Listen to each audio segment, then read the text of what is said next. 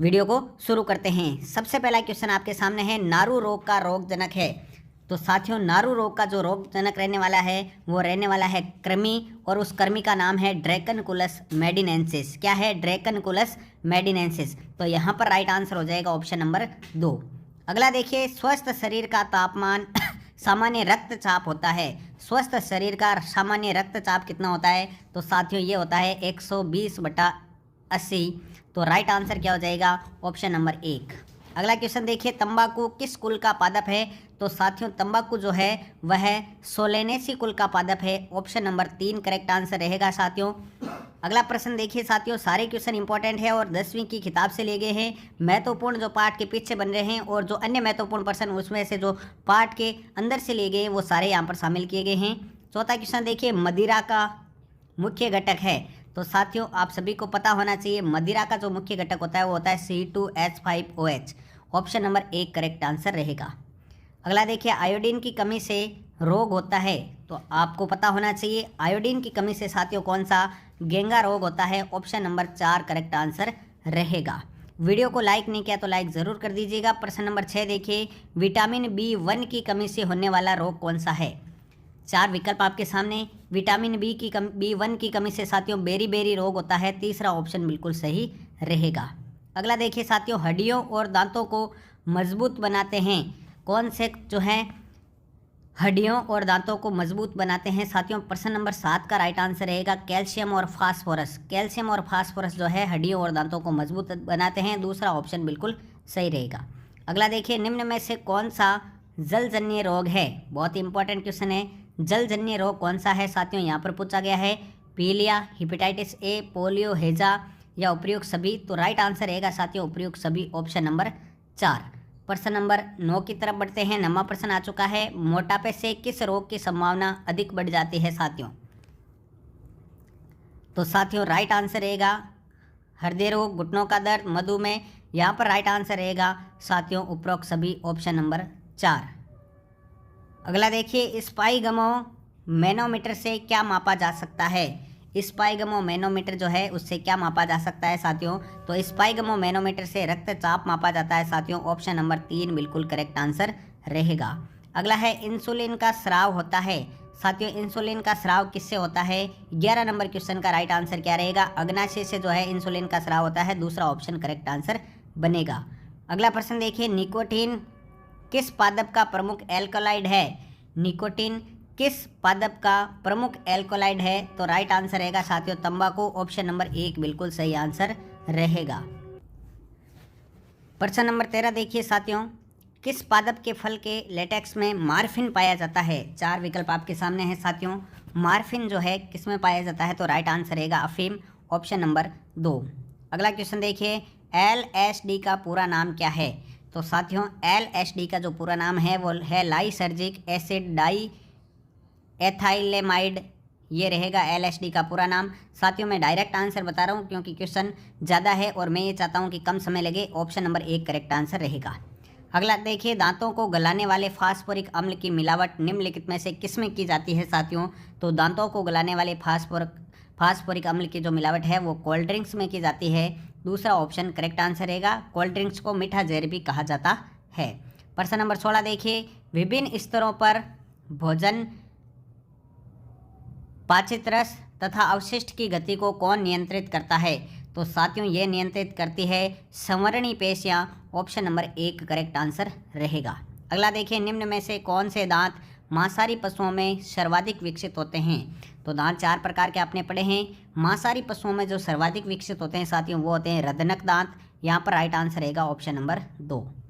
अगला है, एपिग्लोटिस का प्रमुख कार्य क्या है? एपिग्लोटिस या गांठी ढक्कन आपने सुना होगा।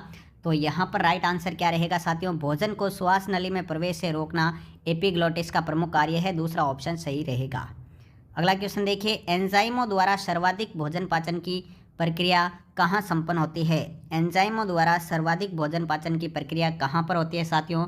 तो 19 नंबर का राइट आंसर रहेगा ग्रहणी में होती है। ऑप्शन नंबर 3 करेक्ट आंसर बनेगा। अगला है, निम्न में से कौन लार ग्रंथि नहीं है?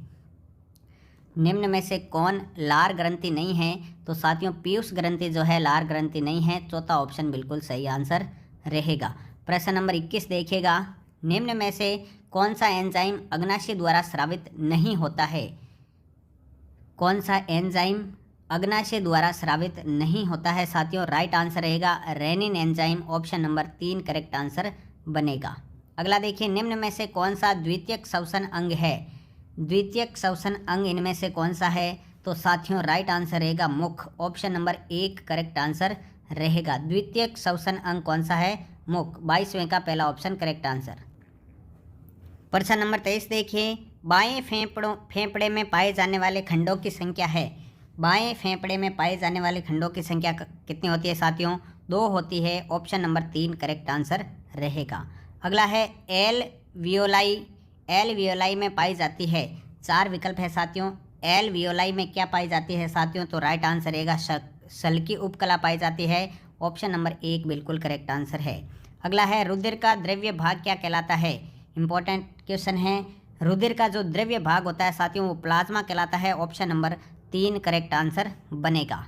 अगला है साधारणतः लाल रुधिर कणिकाओं का विकास कहाँ पर होता है? इंपॉर्टेंट क्वेश्चन है। साधारणतः लाल रुधिर कणिकाओं आरबीसी का जो विकास है कहाँ पर होता है साथियों? प्रश्न नंबर 26 का राइट आंसर रहेगा पलिहा, ऑप्शन नंबर 1 बिल्कुल सही आंसर रहेगा। 27वां है, निम्न में से कौन सी कोशिका श्वेत रक्त कणिका नहीं है? कौन सी कोशिका श्वेत रक्त कणिका नहीं है साथियों? बिंबाणु यहाँ पर राइट आंसर हो जाएगा, ऑप्शन नंबर 2। बाकी लिम्फोसाइट, बेसोफिल और मोनोसाइट ये डब्ल्यूबीसी के ही प्रकार होते हैं, तो बिंबाणु नहीं है, दूसरा ऑप्शन सही आंसर। अगला है कि किस रक्त समूह में लाल रक्त कणिकाओं पर ए व बी दोनों ही प्रतिजन उपस्थित होते हैं? तो साथियों वह कौन सा रक्त समूह है जिसमें दोनों ही रहते हैं प्रतिजन ए और बी? तो राइट आंसर रहेगा ऑप्शन नंबर 4 ए बी रक्त समूह, चौथा ऑप्शन सही रहेगा। प्रश्न नंबर 29, परिसंचरण के दौरान रक्त हृदय से कितनी बार गुजरता है? एक हृदय चक्र में रक्त हृदय से कितनी बार गुजरता है साथियों? 2 बार गुजरता है, ऑप्शन नंबर 3 करेक्ट आंसर बनेगा। अगला देखिए, मनुष्य मुख्य रूप से किसका उत्सर्जन करता है? मनुष्य मुख्य रूप से किसका उत्सर्जन करता है साथियों? यूरिया का उत्सर्जन करता है। आपका ऑप्शन नंबर जो है करेक्ट आंसर रहेगा तीसरा, यानी गे ऑप्शन करेक्ट आंसर रहेगा। अगला है ग्लोमेरुलस कहाँ पाया जाता है? तो साथियों 4 विकल्प है आपके सामने। ग्लोमेरुलस कहाँ पाया जाता है? तो साथियों राइट आंसर रहेगा 31 नंबर का पहला ऑप्शन, बोमेन संपुट में ग्लोमेरुलस पाया जाता है, पहला ऑप्शन सही रहेगा। अगला देखिए प्रश्न नंबर 32, प्रमुख मानव नरलिंग हार्मोन है। प्रमुख मानव नरलिंग हार्मोन कौन सा है? तो साथियों राइट आंसर रहेगा testosterone, option number 3 correct answer बनेगा। अगला है, निम्न में से प्राथमिक लैंगिक अंग कौन सा है? प्राथमिक लैंगिक अंग कौन सा है साथियों? राइट आंसर क्या रहेगा 33 का, ऑप्शन नंबर 4 खे व गे दोनों, यानी अंडाशय और वृषण दोनों जो है प्राथमिक लैंगिक अंग कहलाते हैं, चौथा ऑप्शन करेक्ट आंसर रहेगा। अगला है, प्रेरक तंत्रिकाएं उद्दीपनों को पहुंचाती है। प्रेरक तंत्रिकाएं उद्दीपनों को पहुंचाती है साथियों, केंद्रीय तंत्रिका तंत्र से अंगों की ओर पहुंचाती है प्रेरक तंत्रिकाएं, ऑप्शन नंबर 1 बिल्कुल राइट आंसर रहेगा। प्रश्न नंबर 35 पे आइए, कारपोरा क्वाड्रिजेमिना पाया जाता है। किस में पाया जाता है साथियों? कारपोरा क्वाड्रिजेमिना, तो राइट आंसर रहेगा आपका ऑप्शन नंबर 3 मध्य मस्तिष्क में पाया जाता है साथियों, ऑप्शन नंबर 3 बिल्कुल राइट आंसर रहेगा। 36वां देखिए, पीयूष ग्रंथि कौन सा हार्मोन स्रावित नहीं करती है? पीयूष ग्रंथि कौन सा हार्मोन स्रावित नहीं करती है? तो साथियों 26 नंबर का राइट आंसर रहेगा मिलेटोनिन हार्मोन जो है पीयूष ग्रंथि नहीं निकालती है, तीसरा ऑप्शन बिल्कुल सही रहेगा। अगला है, दैनिक ले नियमन के लिए उत्तरदायी ग्रंथि कौन सी है? दैनिक ले के नियमन के लिए उत्तरदायी ग्रंथि का नाम पूछा गया है, राइट आंसर क्या रहेगा? पीनियल ग्रंथि। पीनियल ग्रंथि जो है जैविक घड़ी भी कहलाती है, तीसरी आंख भी कहते हैं, मस्तिष्क की रेती भी कहलाती है, चौथा ऑप्शन बिल्कुल सही आंसर बनेगा। वीडियो को लाइक नहीं किया तो लाइक ज़रूर कर दीजिए। अग्नाशय किस प्रकार की ग्रंथि है साथियों? 38 नंबर में पूछा गया है, तो राइट आंसर रहेगा मिश्रित, यानी ये अंतःस्रावी और बहिस्रावी दोनों हैं, तो तीसरा ऑप्शन करेक्ट आंसर बनेगा। अगला है, पित्त रस में कौन से एंजाइम पाए जाते हैं? इंपॉर्टेंट क्वेश्चन है, पित्त रस में कौन से एंजाइम पाए जाते हैं? प्रोटीन पाचक, वसा पाचक, कार्बोहाइड्रेट पाचक, या इनमें से कोई नहीं? तो राइट आंसर रहेगा साथियों इनमें से कोई नहीं, ऑप्शन नंबर 4। अगला देखिए, दांत जबड़े की अस्थि के खांचों में फिट होते हैं, यह स्थिति क्या कहलाती है? काफ़ी इंपॉर्टेंट क्वेश्चन है। दांत जबड़े की अस्थि के खांचों में फिट होते हैं, इसे दोस्तों क्या कहते हैं? गृत्तदंती कहते हैं। क्या कहते हैं? गृत्तदंती। ऑप्शन नंबर 1 बिल्कुल सही आंसर बनेगा।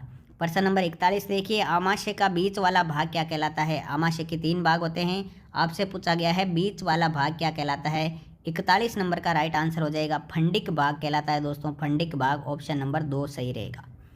अगला है, बड़ी आंत का वह भाग जो छोटी आंत से जुड़ा हुआ होता है।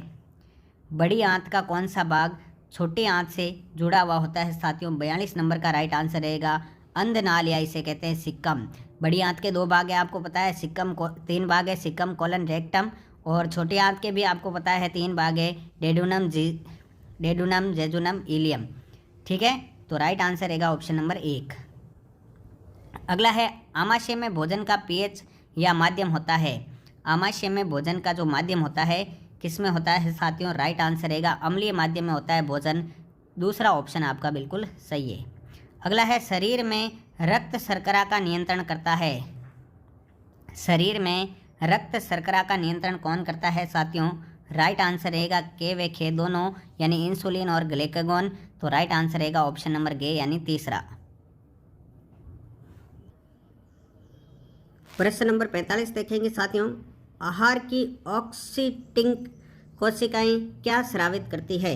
4 विकल्प आपके सामने हैं। ऑक्सीटिंग कोशिकाएं जो है आहार की क्या स्रावित करती है? तो 45 नंबर का राइट आंसर हो जाएगा साथियों हाइड्रोक्लोरिक अम्ल। ऑप्शन नंबर 3 करेक्ट आंसर रहेगा। अगला देखिए, वक्ष गुहा को उदर गुहा से अलग करता है कौन? वक्ष गुहा को उदर गुहा से अलग करता है तो साथियों राइट आंसर रहेगा diaphragm. Option number 2 correct answer बनेगा।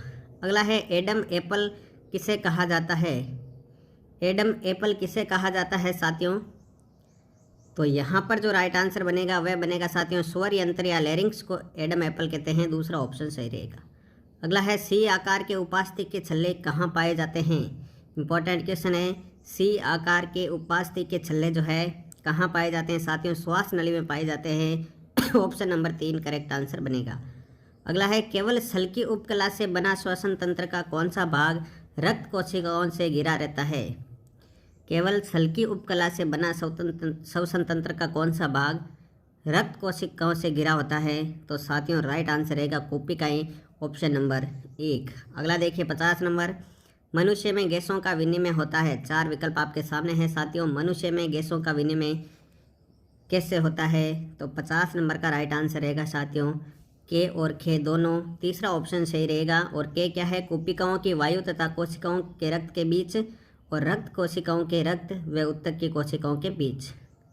अगला क्वेश्चन देखिए 51 नंबर, वायु नासिका से होते हुए फेफड़ों में प्रवेश करती है किस समय? वायु नासिका से होती हुई फेफड़ों में प्रवेश करती है साथियों किस समय करती है? जब तनपुट यानी डायफ्राम के संकोचन के समय ये फेफड़ों में प्रवेश करती है। ऑप्शन नंबर 1 करेक्ट आंसर रहेगा। अगला है रक्त का पीएच मान, सामान्य पीएच मान कितना होता है? रक्त का सामान्य पीएच मान कितना होता है? तो साथियों राइट आंसर रहेगा 7.4। जो रक्त है वो हल्का क्षारीय होता है, आप सभी को पता है रक्त हल्का क्षारीय है। ऑप्शन नंबर 3 करेक्ट आंसर रहेगा। अगला है, लाल रक्त कणिकाओं की औसत आयु कितनी होती है? लाल रक्त कणिकाओं का जीवन काल पूछा गया है साथियों। राइट आंसर रहेगा 120 दिन। Option number 4। वीडियो को लाइक नहीं किया तो लाइक ज़रूर कर दीजिएगा। अगला है, निम्न में से कौन सी श्वेत रक्त कणिका ग्रेन्युलोसाइट है? कौन सी श्वेत रक्त कणिका ग्रेन्युलोसाइट है? तो साथियों राइट आंसर रहेगा इकोसियोनोफिल। ऑप्शन नंबर 3 करेक्ट आंसर बनेगा। अगला है, कौन सी कोशिका वयस्क अवस्था में केंद्र विहीन होती है? कौन सी कोशिका वयस्क अवस्था में केंद्रक विहीन होती है? तो साथियों राइट आंसर रहेगा एरिथ्रोसाइट यानी कि आरबीसी। ठीक है साथियों, तीसरा ऑप्शन करेक्ट आंसर रहेगा। अगला है, विश्व में लगभग 80% व्यक्तियों का रक्त है। विश्व में लगभग 80% व्यक्तियों का रक्त आरएस धनात्मक कारक होता है साथियों। पहला ऑप्शन करेक्ट आंसर बनेगा। अगला है, हृदय के द्विवलन कपाट को क्या कहते हैं? बाइकस्पिड जो होता है उसको क्या कहा जाता है साथियों? राइट आंसर क्या रहेगा? माइट्रल वाल्व कहा जाता है साथियों। तीसरा ऑप्शन करेक्ट आंसर रहेगा। अगला देखिए, हृदय के बाएं भाग में पाया जाता है। हृदय के बाएं भाग में क्या पाया जाता है साथियों? तो साथियों, हृदय के बाएं भाग में जो है शुद्ध रक्त पाया जाता है। ऑप्शन नंबर 3 करेक्ट आंसर रहेगा 58 का। 59 देखिए, पक्षियों व सरीसृपों के में मुख्य उत्सर्जी पदार्थ कौन सा है? काफ़ी इंपॉर्टेंट क्वेश्चन है। पक्षियों व सरीसृपों में मुख्य उत्सर्जी पदार्थ कौन सा है? यूरिक अम्ल है। क्या है साथियों? यूरिक अम्ल। ऑप्शन नंबर 4 सही रहेगा। प्रश्न नंबर 60 देखिए, मनुष्य में वृक्कों को मूत्राशय से जोड़ने वाला भाग कौन सा है? मनुष्य में वृक्कों को मूत्राशय से जोड़ने वाला भाग कौन सा है साथियों? राइट आंसर रहेगा मूत्र नलिका, यूरेटर। Option number 2। आगे देखिए प्रश्न नंबर 61, वृक्कों की अवतल सतह पर पाई जाने वाली खांच क्या कहलाती है? वृक्कों की अवतल सतह पर पाई जाने वाली खांच क्या कहलाती है साथियों?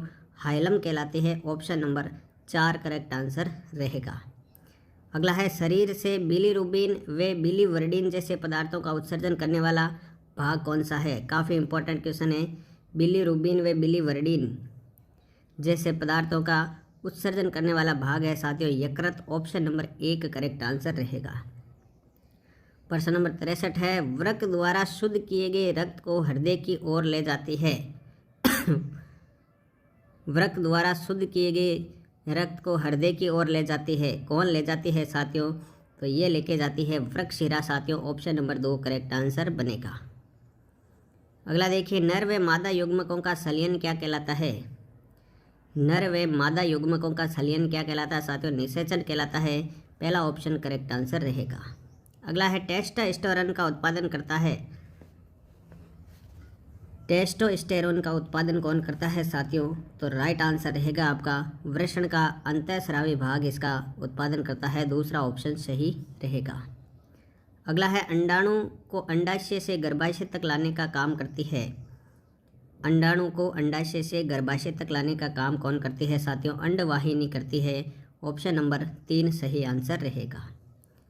अगला है, युग्मजन यानी जाइगोट, युग्मनज यानी जाइगोट से कोरक ब्लास्टुला बनने के लिए क्या आवश्यक है? काफ़ी इंपॉर्टेंट क्वेश्चन है। जाइगोट से ब्लास्टुला बनने के लिए क्या आवश्यक है साथियों? राइट आंसर रहेगा विदलन। Option number 4। अगला है, थैलेमस किसका भाग है? थैलेमस किसका भाग है साथियों? तो थैलेमस जो है वह अग्र मस्तिष्क का भाग है। अग्र मस्तिष्क का भाग है। पहला ऑप्शन सही आंसर रहेगा। अगला है, पोन्स व मेडुला ओम्ब्लोगेटा भाग हैं। पोन्स व मेडुला ओम्ब्लोगेटा किसके भाग है साथियों? तो राइट आंसर रहेगा पश्च मस्तिष्क के भाग हैं पोन्स और मेडुला ओम्ब्लोगेटा। दूसरा ऑप्शन बिल्कुल सही है। अगला है, केंद्रीय तंत्रिका तंत्र में धूसर द्रव्य व श्वेत द्रव्य की स्थिति है। अब 4 ऑप्शन आपके सामने हैं। केंद्रीय तंत्रिका तंत्र में धूसर द्रव्य व श्वेत द्रव्य की स्थिति है। राइट आंसर रहेगा साथियों पहला ऑप्शन। मस्तिष्क में बाह्य अर्थात कॉर्टेक्स में धूसर द्रव्य पाया जाता है और अंदर की ओर श्वेत द्रव्य पाया जाता है। मेरुरज्जु में अंदर की ओर धूसर द्रव्य, बाहर की ओर श्वेत द्रव्य पाया जाता है। पहला ऑप्शन करेक्ट आंसर बन गया। आगे बढ़ते हैं, निश्चल कण पाए जाते हैं। निश्चल कण कहाँ पर पाए जाते हैं साथियों? तो ये निश्चल कण पाए जाते हैं तंत्रिका कोशिका में। ऑप्शन नंबर पहला करेक्ट आंसर रहेगा। अगला देखिए, तंत्रिकीय समन्वय के साथ साथ अंतःस्रावी ग्रंथि की भांति भी कार्य करता है। कौन? तंत्रिकीय समन्वयन के साथ साथ अंतःस्रावी ग्रंथि के भी कार्य करता है। कौन? Hypothalamus. Option number 3 correct answer बनेगा। 73 देखिए, वृद्धि हार्मोन सोमेटोट्रोपिन का स्राव करती है। सोमेटोट्रोपिन का स्राव कौन सी ग्रंथि करती है साथियों? राइट आंसर रहेगा आपका पीयूष ग्रंथि। कौन सी ग्रंथि साथियों? पीयूष ग्रंथि करती है। चौथा ऑप्शन करेक्ट आंसर। अगला देखिए, किस हार्मोन की कमी से गेंगा रोग के रूप में परिलक्षित होती है? किस हार्मोन की कमी गेंगा रोग के रूप में परिलक्षित होती है साथियों?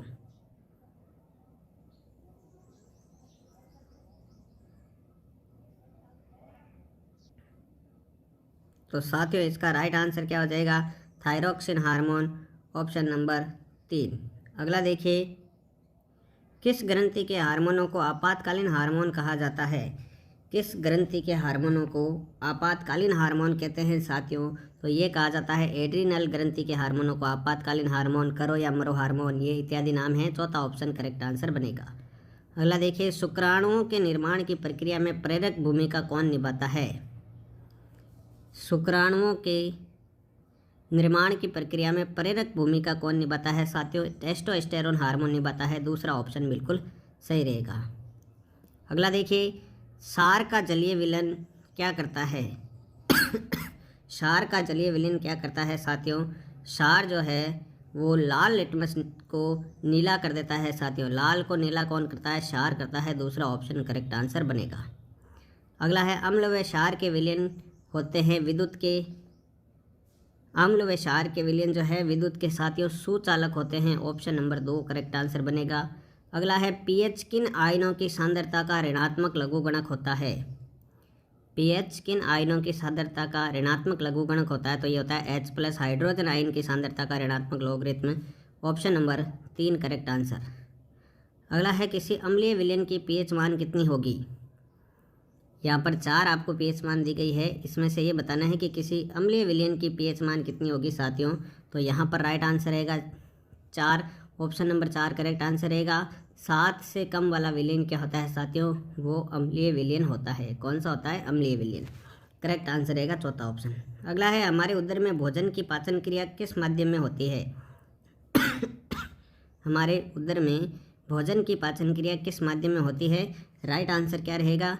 अम्लीय माध्यम में होती है। साथियों, कौन से माध्यम में? अम्लीय माध्यम में। पहला ऑप्शन करेक्ट आंसर। अगला देखिए, अग्निशामक यंत्र बनाने में निम्न पदार्थ का उपयोग किया जाता है। वेरी इंपॉर्टेंट क्वेश्चन है साथियों। अग्निशामक यंत्र बनाने में किसका उपयोग किया जाता है? Sodium hydrogen carbonate NaHCO3। किसका किया जाता है साथियों? NaHCO3। इसे खाने का सोडा भी कहते हैं, खाने का सोडा भी कहा जाता है। ऑप्शन नंबर 2 करेक्ट आंसर रहेगा। अगला है, धावन सोडा का सूत्र क्या है? धावन सोडा होता है साथियों, तो साथियों धावन सोडा होता है Na2CO3.10H2O। Option number 4 correct answer रहेगा। अगला है, विरंजक चूर्ण वायु में खुला रखने पर कौन सी गैस देता है? विरंजक चूर्ण वायु में खुला रखने पर ध्यान रखना है साथियों, क्लोरीन गैस देता है, Cl2 देता है। ऑप्शन नंबर 3 करेक्ट आंसर रहेगा। अगला है, साबुन कार्य करता है कौन से जल में? किस प्रकार के जल में साबुन कार्य करता है? तो साथियों राइट आंसर रहेगा मृदु जल में साबुन कार्य करता है। ऑप्शन नंबर 1 ही बिल्कुल सही आंसर है। अगला है, मिसेल निर्माण में हाइड्रोकार्बन पूंछ होती है, किस तरफ होती है? मिसेल निर्माण में हाइड्रोकार्बन पूंछ किस तरफ होती है? साथियों, अंदर की तरफ हाइड्रोकार्बन पूंछ होती है। ऑप्शन नंबर 1 बिल्कुल सही आंसर रहेगा। अगला है, प्रोटॉन H+ ग्रहण करने वाले, H+ आयन ग्रहण करने वाले यौगिक होते हैं। प्रोटॉन या H+ ग्रहण करने वाले यौगिक क्या कहलाते हैं साथियों?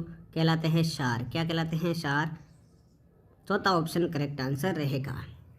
अगला है, वे पदार्थ जो नीले लिटमस को लाल कर देते हैं क्या कहलाते हैं? वे पदार्थ जो नीले लिटमस को लाल करते हैं अम्ल कहलाते हैं। ट्रिक याद रखनी है, अनिल ए अम्ल, नीला, और उसको क्या कर देते हैं? लाल कर देते हैं। तो पहला ऑप्शन करेक्ट आंसर रहेगा। अगला देखिए, पीएच स्केल में P किसका सूचक है? पीएच स्केल में P जो है साथियों शक्ति यानी पुरुषांश का सूचक है। जर्मन शब्द है पुरुषांश। दूसरा ऑप्शन करेक्ट आंसर रहेगा। अगला है, उदर में कौन सा अम्ल उत्पन्न होता है? हमारे पेट में कौन सा अम्ल उत्पन्न होता है? तो साथियों राइट आंसर रहेगा HCl अम्ल उत्पन्न होता है। ऑप्शन नंबर 4 बिल्कुल सही आंसर रहेगा। प्रश्न नंबर 91 में देखिए, जिप्सम में क्रिस्टल जल के कितने अणु उपस्थित होते हैं? जिप्सम में क्रिस्टल जल के कितने अणु उपस्थित होते हैं? साथियों इंपॉर्टेंट क्वेश्चन है 91 नंबर। तो बताइए राइट आंसर क्या रहेगा? तो राइट आंसर क्या हो जाएगा साथियों? दूसरा ऑप्शन 2 क्रिस्टल जल के होते हैं, क्योंकि CaSO4.2H2 होता है, तो 2 क्रिस्टल जल होते हैं। ऑप्शन नंबर 2 करेक्ट आंसर है। अगला है, उदर की जलन में राहत पहुंचाने के लिए उपचार के रूप में दिया जाता है।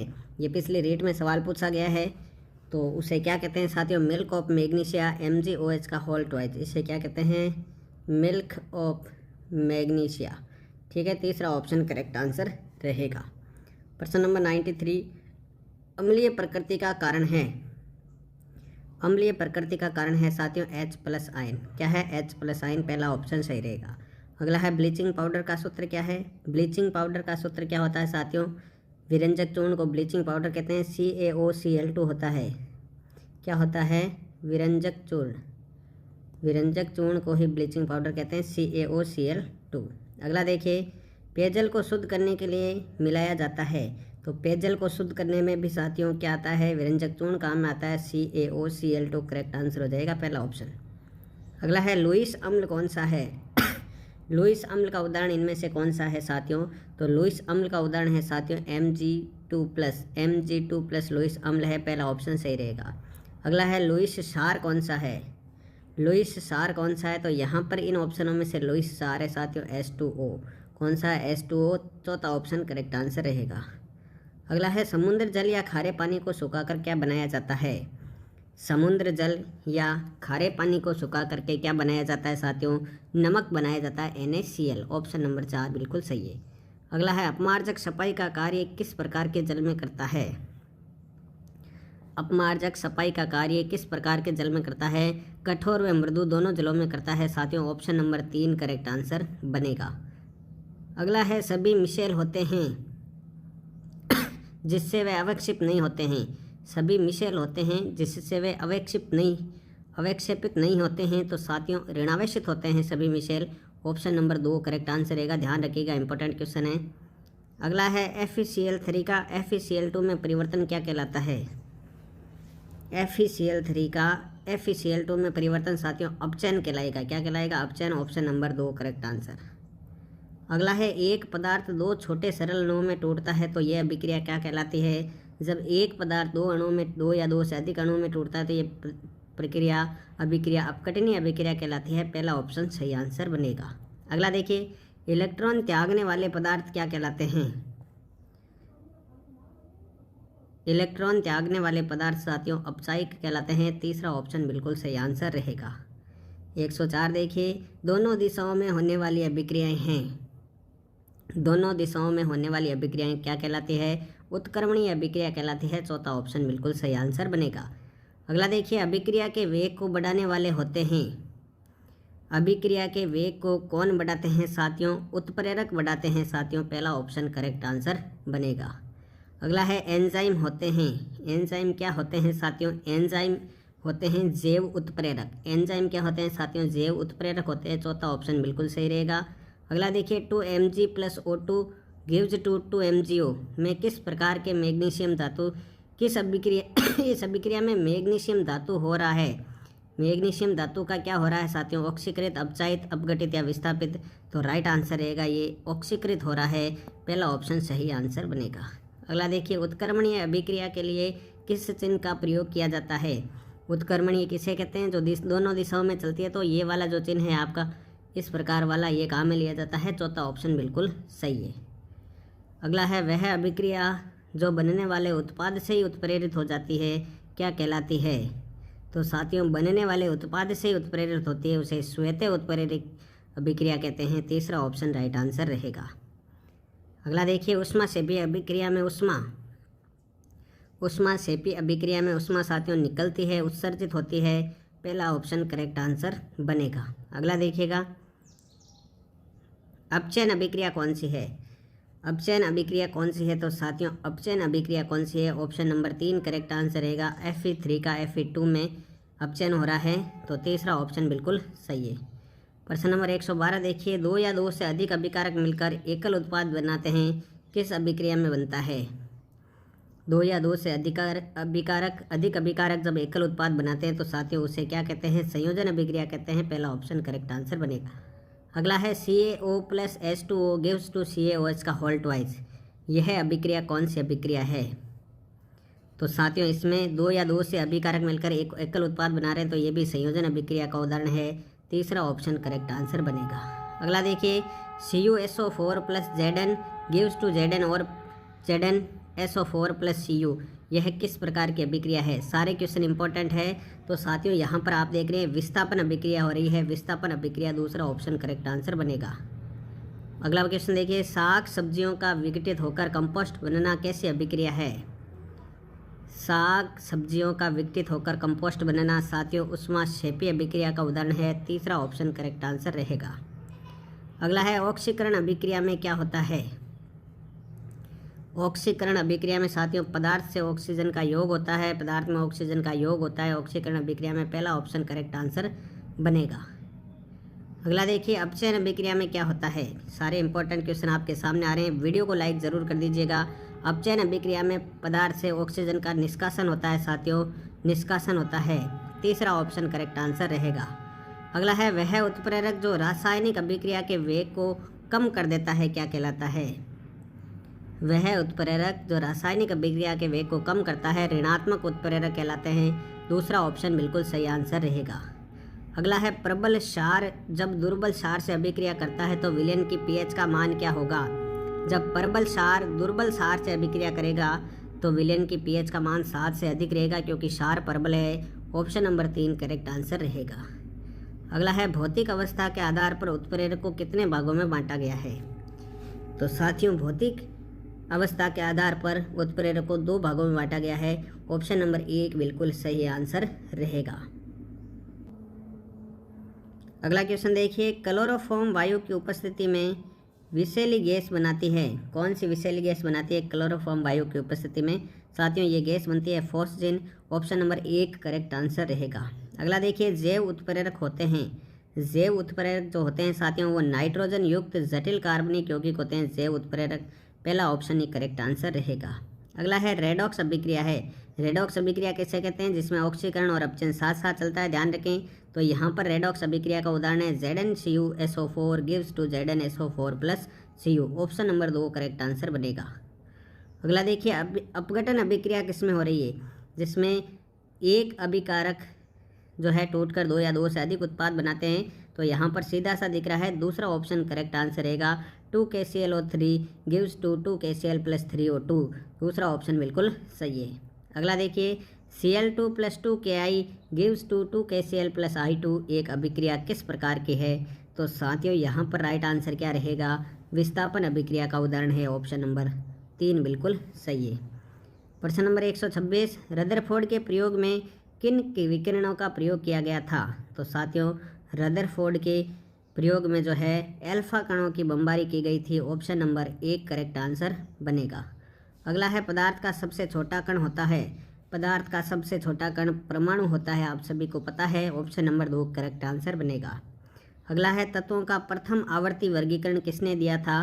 तत्वों का सबसे पहला आवर्ती वर्गीकरण साथियों मेंडलीफ ने दिया था और सबसे आधुनिक हेनरी मोजले ने। चौथा ऑप्शन करेक्ट आंसर रहेगा।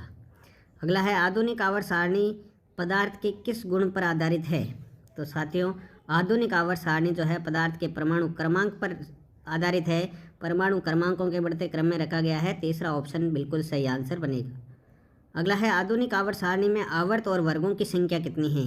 तो अभी जो आधुनिक आवर्त सारणी चल रही है उसमें कुल 7 आवर्त है और 18 वर्ग है साथियों। ऑप्शन नंबर 1 बिल्कुल करेक्ट आंसर बनेगा।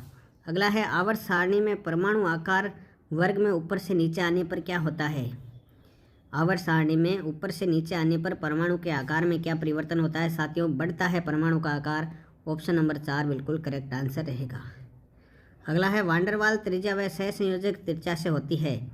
वांडरवाल त्रिज्या सहसंयोजक त्रिज्या से क्या होती है साथियों, बड़ी होती है वांडरवाल त्रिज्या सहसंयोजक त्रिज्या से। दूसरा ऑप्शन बिल्कुल सही आंसर बनेगा। अगला है एक लघु आवर्त में तत्वों की संख्या कितनी होती है। एक लघु आवर्त में तत्वों की संख्या 8 होती है साथियों। ऑप्शन नंबर 2 बिल्कुल सही आंसर रहेगा। अगला देखिए उदासीन परमाणु से इलेक्ट्रॉन पृथक करने के लिए दी जाने वाली ऊर्जा क्या कहलाती है। उदासीन परमाणु से इलेक्ट्रॉन पृथक करने के लिए दी जाने वाली ऊर्जा क्या कहलाती है दोस्तों, आयनन एंथैल्पी कहलाती है। ऑप्शन नंबर 3 बिल्कुल सही आंसर बनेगा। अगला है किस तत्व की विद्युत ऋणता सबसे अधिक होती है। काफ़ी इंपॉर्टेंट क्वेश्चन मान के चलें आप इसको। किस तत्व की विद्युत ऋणता सर्वाधिक होती है। तो साथियों ये तत्व है आपका फ्लोरीन। कौन सा, फ्लोरीन। याद रखिएगा साथियों, चौथा ऑप्शन करेक्ट आंसर। अगला है सर्वाधिक धात्विक गुण किस वर्ग के सदस्य रखते हैं। तो साथियों सर्वाधिक धात्विक जो गुण हैं वह 1 नंबर वर्ग के सदस्य रखते हैं। पहला ऑप्शन करेक्ट आंसर रहेगा। अगला सवाल देखिएगा, रदरफोर्ड ने कणों के प्रकीर्णन प्रयोग में प्रथम बार दर्शाया कि परमाणु में होता है। उन्होंने क्या बताया, परमाणु में क्या होता है साथियों, नाभिक होता है, रदरफोर्ड ने बताया था। तीसरा ऑप्शन बिल्कुल सही है। अगला क्वेश्चन है, न्यूट्रॉन की खोज में कठिनाई का क्या कारण था। न्यूट्रॉन की खोज में कठिनाई का क्या कारण था साथियों। राइट आंसर क्या रहेगा 138 का ऑप्शन नंबर 1, इसका आवेश रहित होना, यही कठिनाई का कारण था। पहला ऑप्शन सही है। अगला है, जब इलेक्ट्रॉन एल कोष से के कोष में कूदता है तो क्या होता है। जब इलेक्ट्रॉन एल से के कोष में जाता है तो क्या होता है साथियों, ऊर्जा निकलती है। क्या होता है, ऊर्जा निकलती है। ऑप्शन नंबर 2 करेक्ट आंसर बनेगा। अगला है, आधुनिक आवर्त सारणी में समूह की संख्या कितनी है। आधुनिक आवर्त सारणी में समूह या वर्गों की संख्या एक ही बात है साथियों, तो वर्गों की संख्या 18 है। ऑप्शन नंबर 2 करेक्ट आंसर रहेगा। 141 नंबर पर आ जाइए, निम्नलिखित में से किसके बाह्यतम कोष में 7 इलेक्ट्रॉन नहीं हैं। किसके बाह्यतम कोष में 7 इलेक्ट्रॉन नहीं है साथियों। राइट आंसर आपका क्या रहेगा 141 का 7 इलेक्ट्रॉन नहीं है किसमें, Kr में, क्रिप्टॉन में। ठीक है साथियों, पहला ऑप्शन करेक्ट आंसर। अगला है, निम्नलिखित में से कौन से तत्व की एक ही समूह में नहीं आते। कौन से तत्व एक ही समूह में, एक ही वर्ग में नहीं आते हैं साथियों। तो आपका राइट आंसर क्या रहेगा साथियों 142 का ऑप्शन नंबर 3, P, S और Cl। PS नहीं आता है, वो फिर कल ये आता है F, Cl और I आता है, P, S और Cl नहीं आता है। तीसरा ऑप्शन करेक्ट आंसर रहेगा। अगला है, निम्नलिखित में से कौन सी अक्रिय गैस नहीं है। तो साथियों अक्रिय गैस कौन सी नहीं है, 143 का राइट आंसर हो जाएगा। ऑक्सीजन नहीं है, अक्रिय गैस होती है नेता और कर्मचारी जिंदा रहो, ये अक्रिय गैसें हैं साथियों, तो इसमें ऑक्सीजन नहीं आएगी, ध्यान रखें। दूसरा ऑप्शन सही आंसर रहेगा। अगला है, एल्यूमिनियम परमाणु संख्या 13 को किस समूह में रखा गया है। परमाणु संख्या 13 एल्यूमिनियम को किस समूह में रखा गया है, 13वें खंड में रखा गया है साथियों। दूसरा ऑप्शन करेक्ट आंसर रहेगा। अगला है, ए, बी और सी डाबेराइनर के अतिरिक्त तत्व है। यदि ए का परमाणु द्रव्यमान 7 तथा सी का 39 है तो बी का परमाणु द्रव्यमान कितना होगा साथियों। Very important question.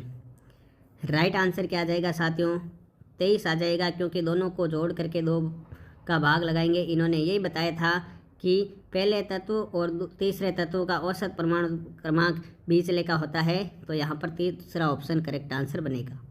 अगला है, मेंडेलीव की आवर्त सारणी में किस तत्व को सही स्थान नहीं मिला है। तो साथियों मेंडेलीव की आवर्त सारणी में जो है हाइड्रोजन को सही स्थान नहीं दिया गया है। चौथा ऑप्शन बिल्कुल सही रहेगा। अगला है, एल कोष द्वितीय आवर्त में कितने तत्व होते हैं। एल कोष द्वितीय आवर्त में साथियों कितने होते हैं, 8 तत्व होते हैं। दूसरा ऑप्शन सही रहेगा। अगला है, किसी कोष में इलेक्ट्रॉनों की अधिकतम संख्या हो सकती है। काफ़ी इंपॉर्टेंट प्रश्न है, रीट में आया हुआ है। किसी कोष में इलेक्ट्रॉनों की संख्या अधिकतम कितनी हो सकती है साथियों, 2n² हो सकती है साथियों। क्या हो सकती है, 2n²। अगला देखिए 149, अब तक कुल ज्ञात तत्वों की संख्या कितनी है।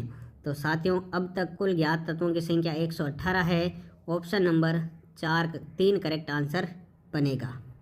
अगला देखिए 150 नंबर, तत्वों का प्रथम आवर्ती वर्गीकरण किसने किया था। तत्वों का सबसे पहला आवर्ती वर्गीकरण किसने किया था साथियों। राइट आंसर क्या रहेगा 150 का, मेंडेलीव ने किया था साथियों। किसने किया था, मेंडेलीव ने। ऑप्शन नंबर सॉरी साथियों इसमें राइट आंसर रहेगा J.R. न्यूलैंड्स ने किया था आवर्ती वर्गीकरण सबसे पहले, तो दूसरा ऑप्शन करेक्ट आंसर बनेगा। 150 तत्वों का प्रथम आवर्ती वर्गीकरण पूछा है साथियों, तो मेंडेलीव ही रहेगा। राइट आंसर रहेगा आपका ऑप्शन नंबर 3, बिल्कुल मेंडेलीव ही करेक्ट आंसर बनेगा। अगला देखिए, आधुनिक आवर्त सारणी तत्वों के किस लक्षण पर आधारित है। आधुनिक आवर्त सारणी तत्वों के किस लक्षण पर आधारित है। आपके सामने 4 विकल्प भी है। राइट आंसर क्या रहेगा साथियों, ऑप्शन नंबर 4 इलेक्ट्रॉनिक विन्यास। अगला देखिए, मेथेन में बंद कोण कितना होता है साथियों। मेथेन में बंद कोण का मान होता है 109 डिग्री 28 मिनट। कितना होता है, 109 डिग्री 28 मिनट। अगला है, C2H10 हाइड्रोकार्बन है। C2H10 कौन सा हाइड्रोकार्बन है साथियों। राइट आंसर क्या रहेगा 153 का, ऑप्शन नंबर 2 पेंटीन। क्या रहेगा, पेंटीन। अगला देखिए साथियों,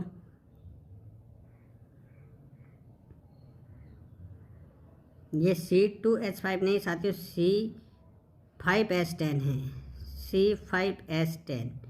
CnH2n का सूत्र लगेगा तो पेंटीन राइट आंसर आएगा दूसरा ऑप्शन। अगला देखिए, फ्रियोन 111 का अणुसूत्र है, इंपॉर्टेंट क्वेश्चन है।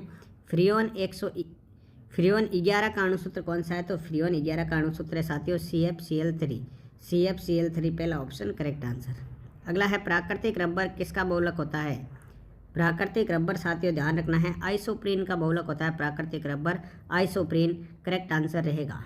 अगला देखिए, कार्बन का कौन सा अपरूप विद्युत का सुचालक होता है? तो कार्बन के 3 अपरूप है, जिसमें सुचालक कौन सा होता है साथियों? ग्रेफाइट होता है, दूसरा ऑप्शन बिल्कुल सही आंसर बनेगा। अगला देखिए, प्राकृतिक रबर की गुणवत्ता व तनन सामर्थ्य बढ़ाने के लिए इसे सल्फर के साथ गर्म किया जाता है, इस क्रिया को क्या कहते हैं? तो तनन सामर्थ्य बढ़ाने के लिए जब सल्फर के साथ गर्म करते हैं तो इस क्रिया को वल्कनीकरण कहते हैं साथियों, तीसरा ऑप्शन बिल्कुल सही है। अगला है, यदि कार्बन में कार्बन परमाणु संख्या 3 हो तो पूर्व लगन क्या होगा? यदि कार्बन में कार्बन परमाणुओं की संख्या 3 हो तो पूर्व लगन क्या लगेगा साथियों? राइट आंसर क्या रहेगा? Meth eth prop, option number 2 correct answer बनेगा, प्रोप लगेगा। 159 देखिए, CH2 double bond CH single bond CH2 Cl का IUPAC नाम क्या रहेगा? तो साथियों इसका IUPAC नाम क्या रहेगा? देखिए इधर से नंबरिंग करेंगे, 1 2 3, तो 3 पर क्लोरो है तो 3 क्लोरो 1 प्रोपीन, राइट आंसर हो जाएगा ऑप्शन नंबर 4।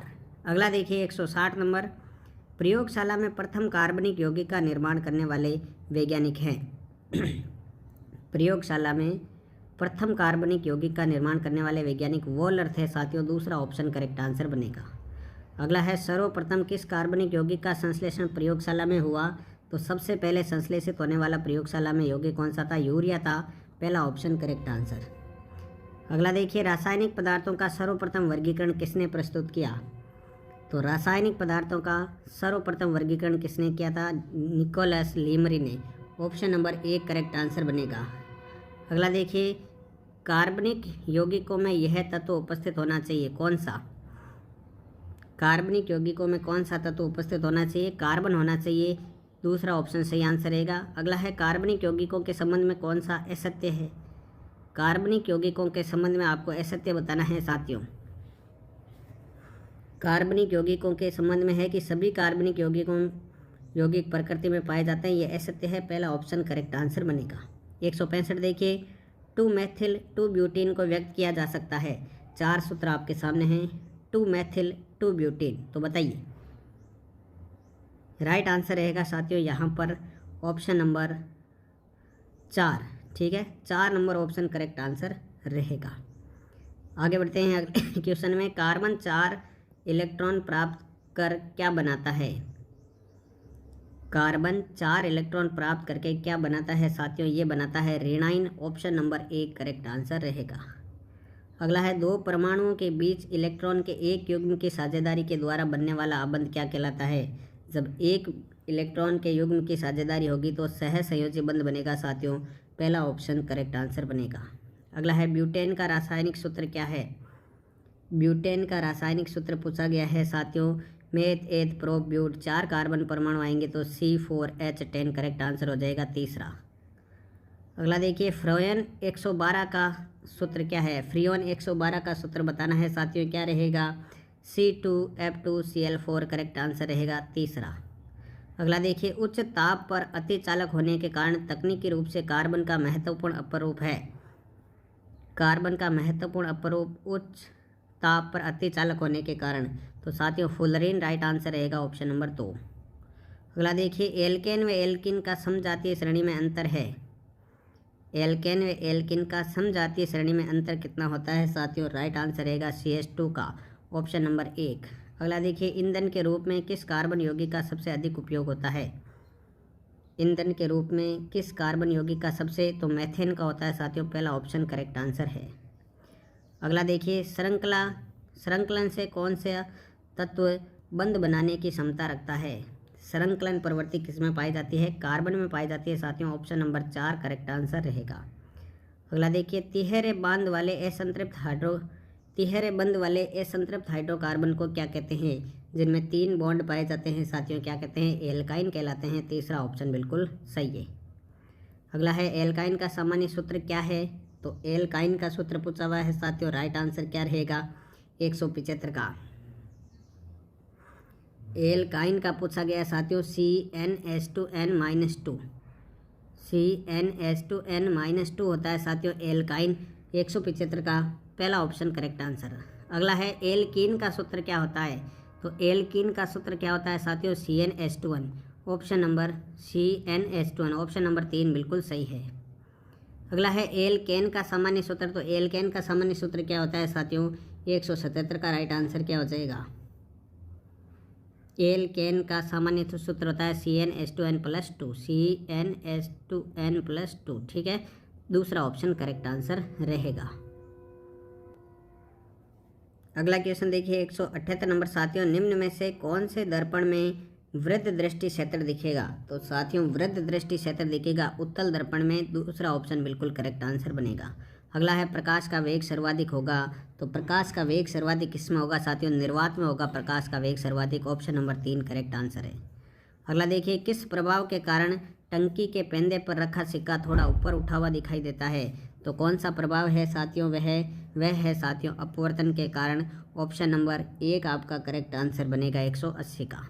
अगला देखिए, यदि एक दर्पण की फोकस दूरी +60 सेंटीमीटर है तो दर्पण होगा। यदि +60 सेंटीमीटर है तो दर्पण किस प्रकार का होगा साथियों? उत्तल दर्पण होगा। ऑप्शन नंबर 4 करेक्ट आंसर बनेगा। अगला है, एक समतल दर्पण की फोकस दूरी होती है। एक समतल दर्पण की फोकस दूरी अनंत होती है साथियों। अनंत समतल दर्पण की फोकस दूरी अनंत। तीसरा ऑप्शन सही रहेगा। अगला है, एक उत्तल दर्पण में सदैव प्रतिबिंब बनेगा। उत्तल दर्पण में सदैव प्रतिबिंब कैसा बनेगा साथियों? आभासी व सीधा बनेगा, ध्यान रखना है। चौथा ऑप्शन बिल्कुल सही है। 184 देखिए, एक लेंस की क्षमता 2 डायोप्टर है तो इसकी फोकस दूरी क्या होगी? D बराबर होता है 1/f साथियों। राइट आंसर क्या हो जाएगा? 0.5 मीटर। 0.5 मीटर, ठीक है। अगला देखिए, एक दूरदृष्टि दोष में व्यक्ति को क्या होता है? दूरदृष्टि दोष में व्यक्ति को साथियों दूरदृष्टि दोष में साथियों क्या होता है? दूर की वस्तु स्पष्ट दिखाई देती है लेकिन निकट की नहीं दिखाई देती। तो दूसरा ऑप्शन करेक्ट आंसर रहेगा। अगला है, एक उत्तल लेंस की फोकस दूरी 15 सेंटीमीटर। बिंब और लेंस के कितनी दूरी पर रखा जाए कि प्रतिबिंब वास्तविक बिंब के आकार का बने? तो ये आपको ही करना है। मैं आंसर बता रहा हूँ। पहला आंसर आएगा 30 सेंटीमीटर, पहला ऑप्शन। अगला देखिए, फिर से न्यूमेरिकल है। एक 20 सेंटीमीटर फोकस दूरी के अवतल लेंस के सम्मुख बिंब अनंत पर रखा गया है। आभासी प्रतिबिंब की लेंस से कितनी दूरी रहेगी? तो साथियों लेंस का सूत्र लगाना है। राइट आंसर रहेगा 20 सेंटीमीटर, ऑप्शन नंबर 3। ये नहीं आए तो आप कमेंट बॉक्स में बता सकते हैं। समतल दर्पण से बना प्रतिबिंब होता है। समतल दर्पण से बना प्रतिबिंब किस प्रकार का होता है साथियों? वास्तविक व आभासी दोनों प्रकार का होता है। ऑप्शन नंबर 3 करेक्ट आंसर रहेगा। अगला है, समतल दर्पण का आवर्धन होता है। समतल दर्पण का आवर्धन कितना होता है साथियों? +1 होता है। आवर्धन क्या होता है? +1। अगला है, लेंस की समता ज्ञात करने का सूत्र क्या है? लेंस की समता ज्ञात करने का सूत्र क्या है? तो साथियों राइट आंसर क्या रहेगा? P बराबर 1/f। P बराबर 1/f। फोकस दूरी मीटर में होती है। अगला है, sin I बटा sin R बराबर n किस नियम किस नाम से जाना जाता है? यह अपवर्तन का दूसरा नियम है। किस नाम से जाना जाता है साथियों? स्नेल का नियम कहा जाता है। दूसरा ऑप्शन बिल्कुल सही रहेगा। अगला देखिए, एक प्रकाश किरण परावर्तक पृष्ठ पर लंबवत आपतित होती है तो अपवर्तन कोण का मान क्या होगा? तो जब लंबवत आएगी तो साथियों 0 डिग्री रहेगा। अपवर्तन कोण का मान ध्यान रखें, ठीक है। ऑप्शन नंबर 2 करेक्ट आंसर बनेगा।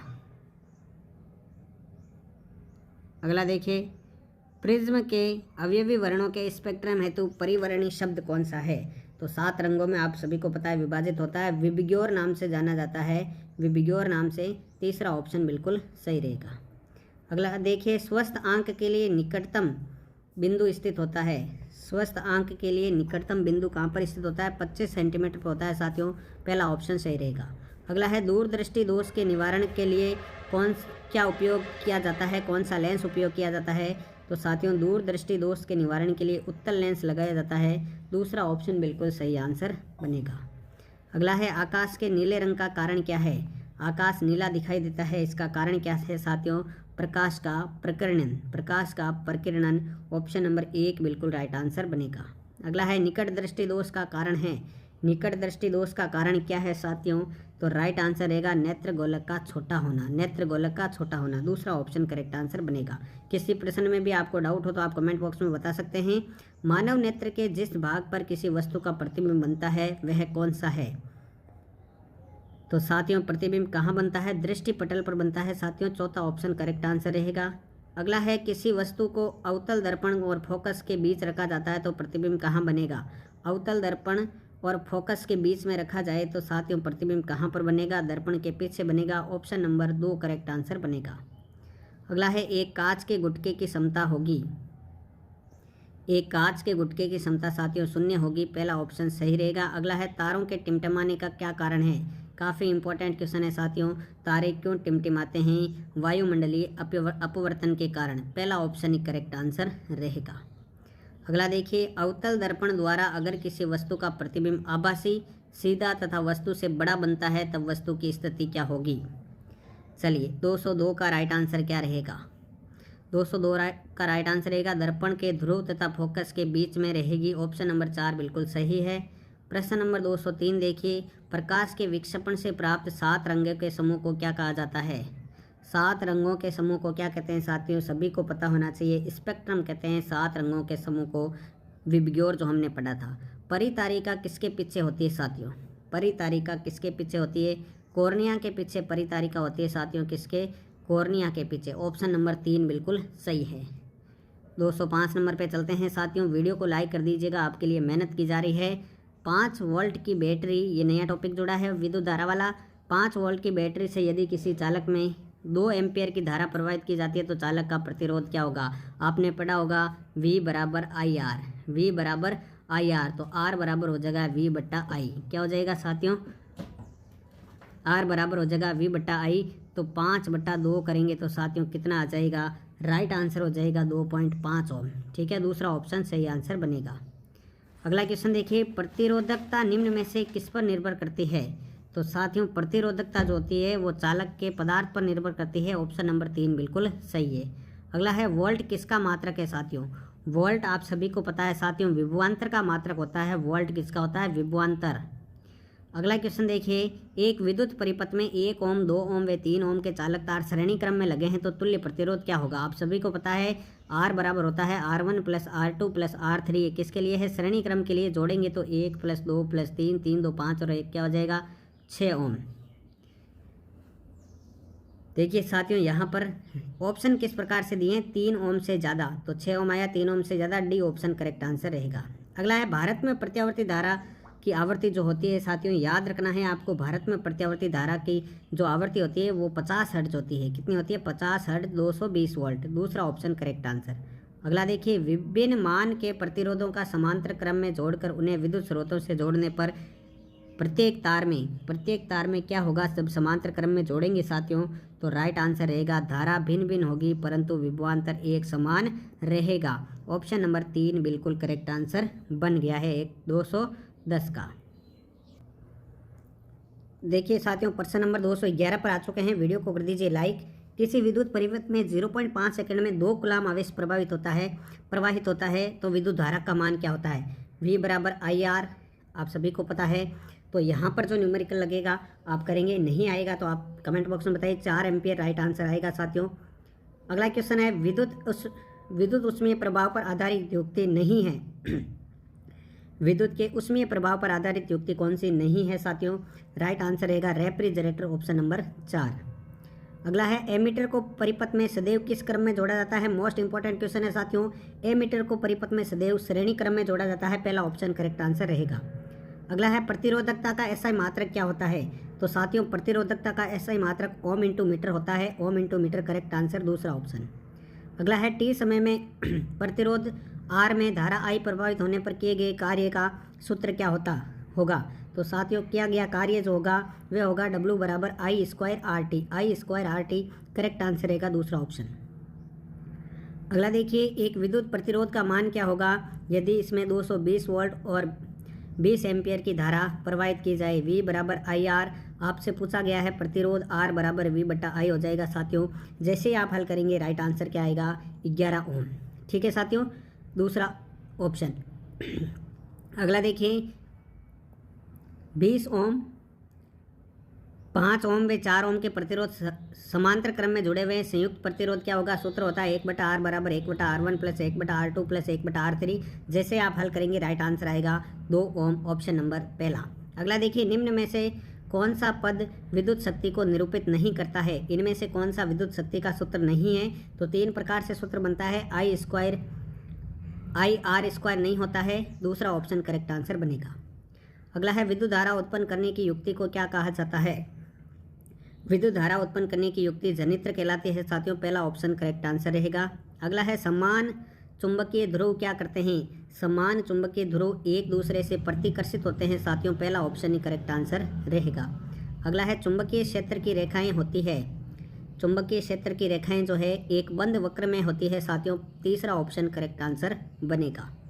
अगला देखिए परिनालिका द्वारा उत्पन्न चुंबकीय बल क्षेत्र निर्भर करता है। परिनालिका द्वारा उत्पन्न चुंबकीय बल क्षेत्र जो है साथियों किस पर निर्भर करता है, उपयुक्त सभी पर, परिनालिका के फेरों की संख्या पर, प्रवाहित धारा पर और परिनालिका के पदार्थ पर, चौथा ऑप्शन सही रहेगा। अगला है दिक् परिवर्तक विभक्त वलय का उपयोग होता है। दिक् परिवर्तक विभक्त वलय का प्रयोग होता है दिष्ट धारा जनित्र में साथियों, दूसरा ऑप्शन बिल्कुल सही आंसर। अगला देखिए प्रेरित धारा की दिशा निम्नलिखित में से किससे प्राप्त होती है। प्रेरित धारा की दिशा इनमें से किससे प्राप्त होती है, फ्लेमिंग के दक्षिण हस्त के नियम से, ऑप्शन नंबर 1 करेक्ट आंसर बनेगा। अगला है सर्पी वलय का उपयोग निम्न में से किसमें होता है। सर्पी वलय किसमें लगे होते हैं साथियों, एसी जनित्र में, अल्टरनेटिव करंट जनित्र में, प्रत्यावर्ती धारा जनित्र में, पहला ऑप्शन सही रहेगा। अगला देखिए धारावाही चालक तार के चारों ओर चुंबकीय क्षेत्र उत्पन्न होता है, यह किसने प्रतिपादित किया, तो ये साथियों प्रतिपादित किया था ओरस्टेड ने, ऑप्शन नंबर 1 बिल्कुल सही आंसर रहेगा। 227 देखिए एक विद्युत जनित्र वास्तव में है। एक विद्युत जनित्र वास्तव में ऊर्जा को रूपांतरित करने की युक्ति है, चौथा ऑप्शन करेक्ट आंसर बनेगा। अगला है विद्युत चुंबकीय प्रेरण उत्पन्न करने के लिए, विद्युत चुंबकीय प्रेरण उत्पन्न करने के लिए क्या होता है साथियों, किसी चुंबक तथा कुंडली में परस्पर सापेक्ष गति से धारा उत्पन्न करनी पड़ती है, दूसरा ऑप्शन बिल्कुल सही है। अगला है टी समय में प्रतिरोध आर में धारा आई प्रभावित होने पर किए गए कार्य का सूत्र नहीं है, तो साथियों राइट आंसर रहेगा W बराबर आई आर टी, ये सूत्र नहीं बनेगा, पहला ऑप्शन सही आंसर। अगला देखिए 230 यदि R1 R2 व R3 तीनों समांतर क्रम में जोड़ा गया है तो विद्युत प्रतिरोध क्या होगा। अभी मैंने आपको बताया था, सूत्र होता है 1 बटा आर बराबर 1 बटा R1 प्लस 1 बटा R2 प्लस 1 बटा R3, ये समांतर क्रम के लिए है, दूसरा ऑप्शन करेक्ट आंसर रहेगा। अगला देखिए एक कूलाम आवेश कितने इलेक्ट्रॉनों के आवेश के बराबर होता है, तो एक कूलाम आवेश जो है साथियों वह होता है आपका 6.25 × 10⁻18, ऑप्शन नंबर 3 बिल्कुल सही आंसर रहेगा। अगला है निम्नलिखित में से कौन सा संबंध ओम का नियम नहीं है। ओम का नियम नहीं है पूछा है साथियों 232 में, तो V² बराबर बटा T बराबर नियतांक की ओम का नियम नहीं है, ऑप्शन नंबर 2 करेक्ट आंसर बनेगा।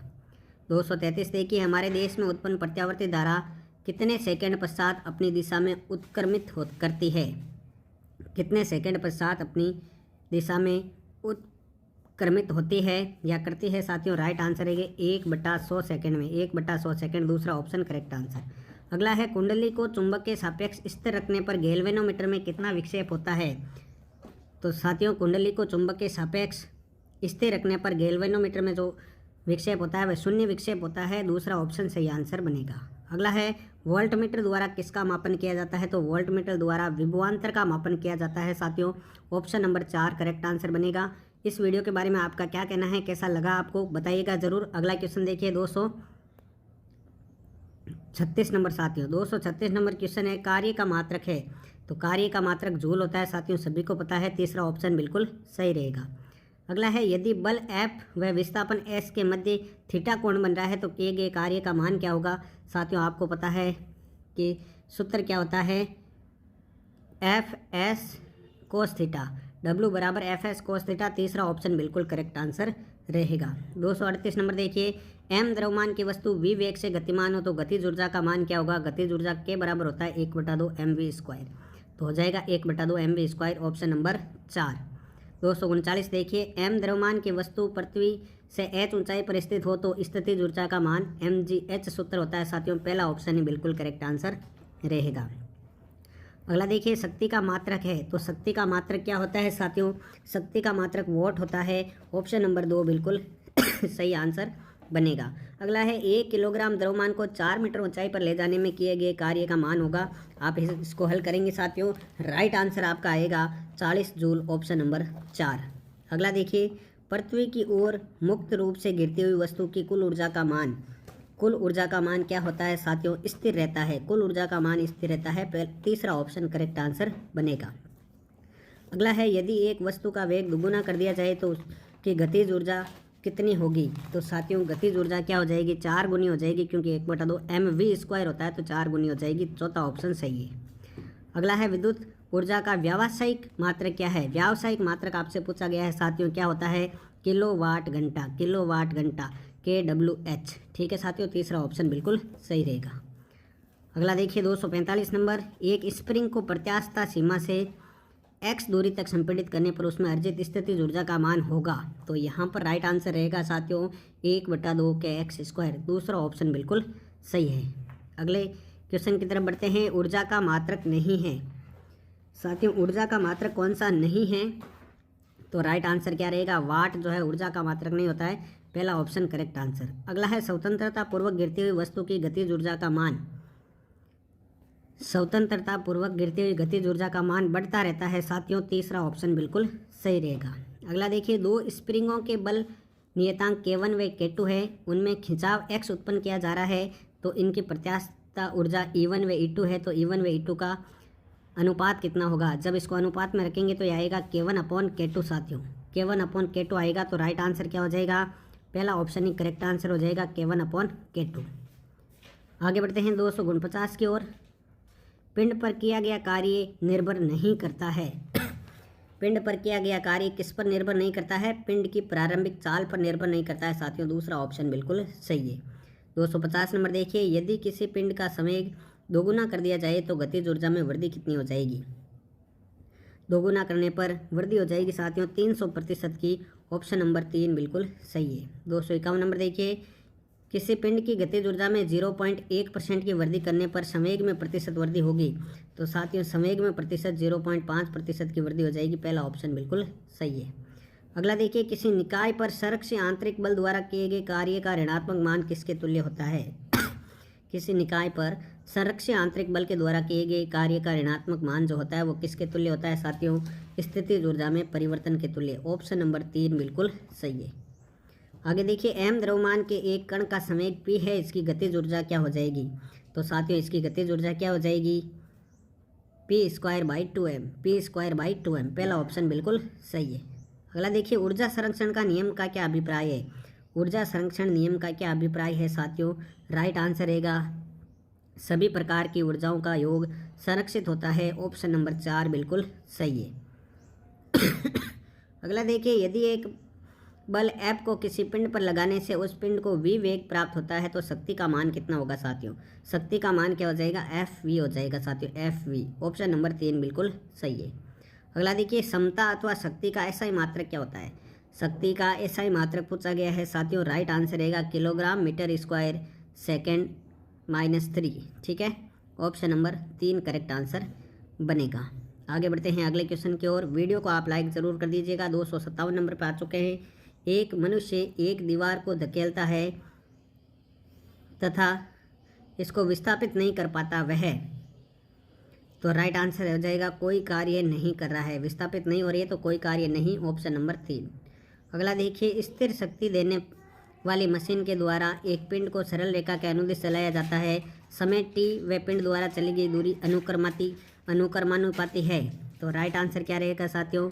t की घात 3/2, ऑप्शन नंबर 3। अगला देखिए, 1 किलोग्राम द्रव्यमान वाली वस्तु की गतिज ऊर्जा 1 जूल होगी जब उसका वेग कितना होगा? तो उसका वेग साथियों क्या रहेगा? 1.4 मीटर प्रति सेकेंड, ऑप्शन नंबर 2।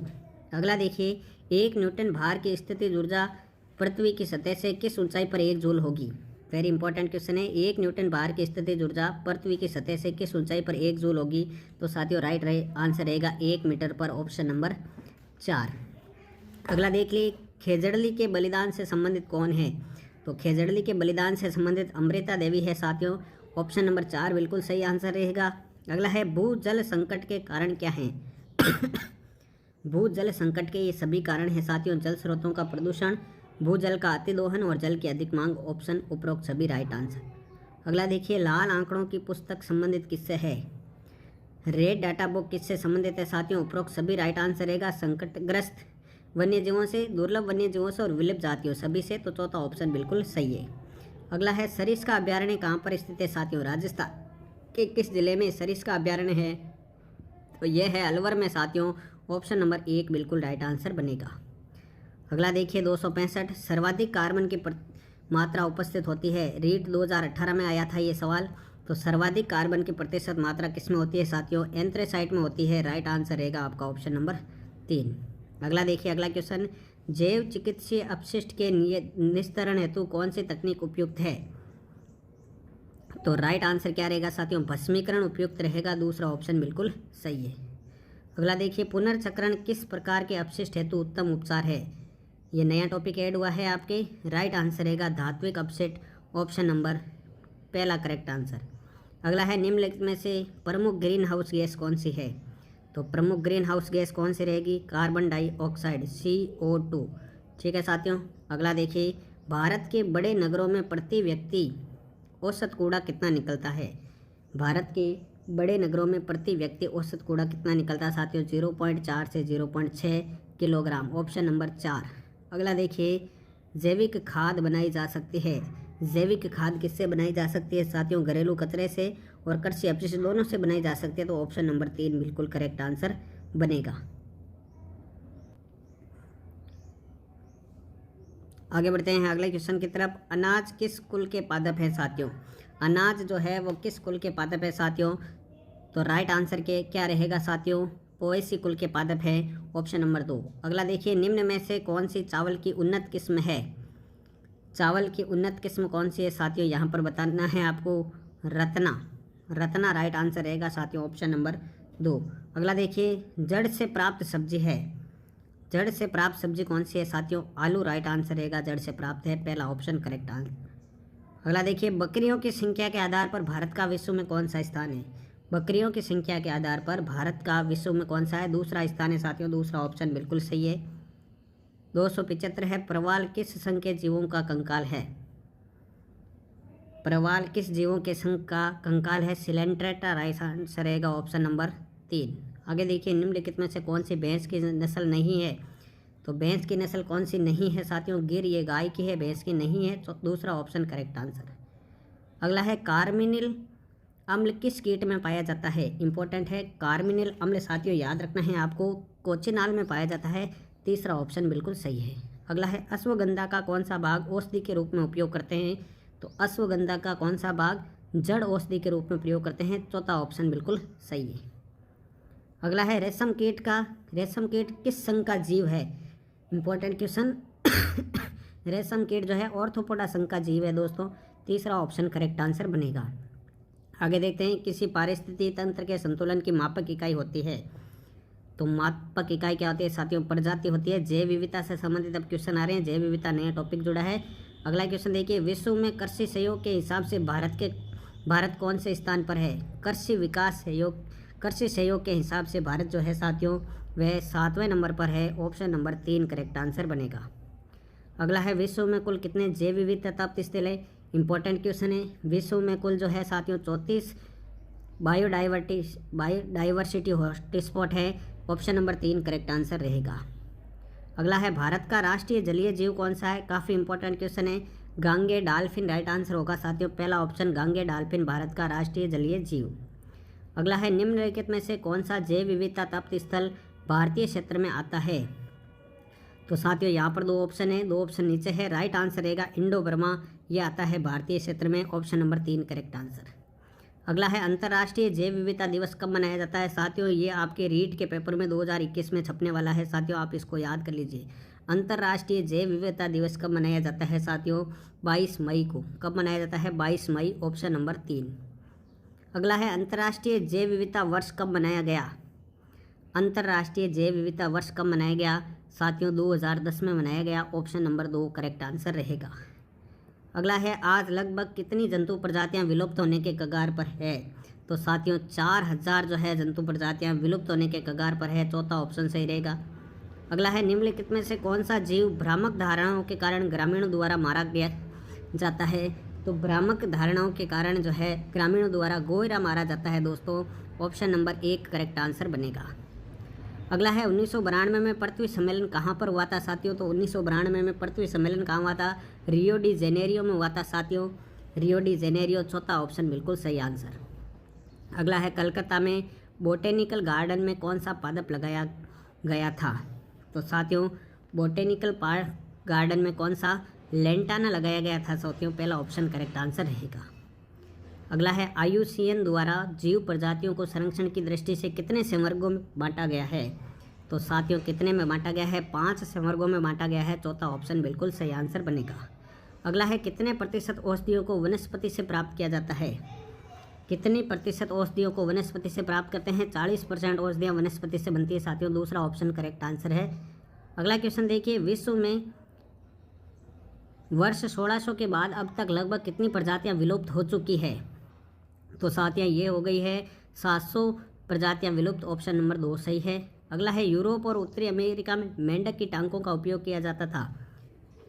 मेंढक की टांगों का उपयोग करते थे साथियों खाने का स्वाद बढ़ाने में, ऑप्शन नंबर 1 करेक्ट आंसर बनेगा। अगला है भारत सरकार ने मेंढकों के व्यवसाय पर प्रतिबंध कब लगाया? तो साथियों राइट आंसर रहेगा 1987 में। अगला है राष्ट्रीय हरित अधिकरण का गठन कब हुआ? राष्ट्रीय हरित अधिकरण का गठन हुआ था साथियों 2010 में, राइट आंसर दूसरा ऑप्शन। जैव विविधता के कितने स्तर हैं? तो साथियों जैव विविधता के आपके 3 स्तर हैं, दूसरा ऑप्शन सही रहेगा। अगला देखिए 298, सिनकोना पौधे की छाल का उपयोग औषधि के रूप में किस इलाज के लिए किया जाता है? इंपॉर्टेंट है।